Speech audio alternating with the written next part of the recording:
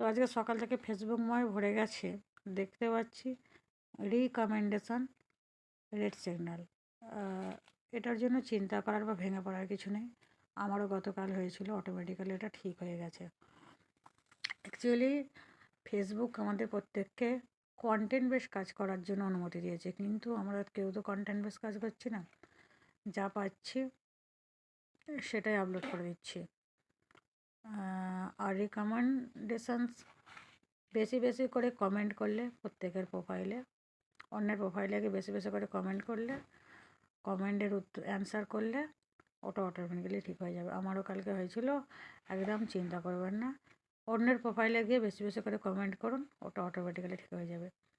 Recommendation মানে বলা হচ্ছে সেটা পুনরায় কমেন্ট করা, কিন্তু আমরা তো করছি না কেউ পুনরায় কমেন্ট, সেই জন্য এটা আমাদের প্রবলেম হচ্ছে।